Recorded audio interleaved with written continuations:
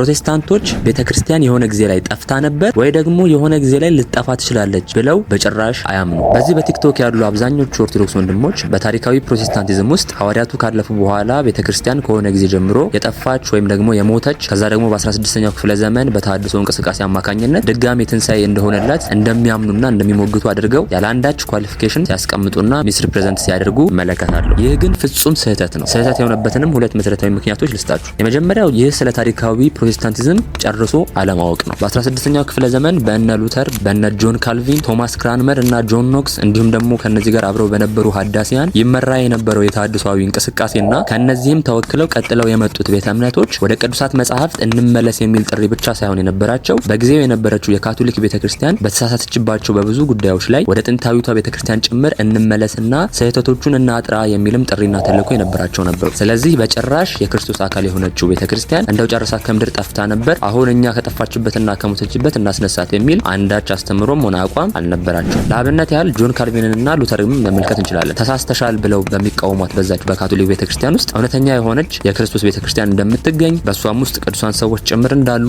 ያምኑ ነበር። መቼም ሞታለች ብለው እንደዚህ ሊያምኑ አይችሉም። እርሱም ብቻ ሳይሆን እጅግ ብዙ ጥንታዊ አባቶችን በመጥቀስ እምነትና አቋማቸውን ማስረጃ አድርገው ሲጠቀሙባቸው ነበር። ነገር ግን ቤተክርስቲያን በእርግጥም የሆነ ጊዜ ላይ ጠፍታለች ወይ ደግሞ ሞታለች ብለው የሚያምኑ ነበሩ ወይ ብለን ብንጠይቅ አዎ ነበሩ። እነሱ ራዲካል ሪፎርመርስ ተብሎ ይጠራሉ ወይ ደግሞ እኔ ጽንፍ ረገጥ ሐዳሲያን ብያቸዋለሁ። ስለዚህ የዚህ ወቀሳ ሁለተኛው ስህተት ከላይ የጠቀስኩላችሁ በእነ ሉተር፣ በእነ ጆን ካልቪን፣ በእነ ጆን ኖክስ እና ቶማስ ክራንመር የተወከለው የተሐድሶአዊ እንቅስቃሴ አሁን ከጠቀስኩላችሁ ከነዚህ ከራዲካል ሪፎርመሮቹ ጋር በማደባለቅና በማቀላቀል የሚሰሩት ስህተት ነው ማለት ነው። ራዲካል ሪፎርመርስ ወይ ደግሞ ጽንፍ ረገጥ ሐዳሲያን ብዬ ያልኳችሁ እነርሱ ጸባቸው ከካቶሊካውያኖቹ ጋር ብቻ ሳይሆን ከማጅስትራ ሪፎርመሮቹ ጋር ጭምር ነበር። ስለዚህ በፍጹም ከዚህ ከታሪካዊ ፕሮቴስታንቲዝም ተመዘው የሚወጡ ራሳቸውንም ደግሞ ወደዚህ ትሬስ የሚያደርጉ ቤተ እምነቶች በጭራሽ ቤተክርስቲያን የሆነ ጊዜ ላይ ጠፍታ ሞታ ከዛ በኋላ በ16ኛው ክፍለ ዘመን ትንሳኤ ሆነላት ወይ ደግሞ ድጋሚ መጣች ብለው በፍጹም አያምኑም ማለት ነው።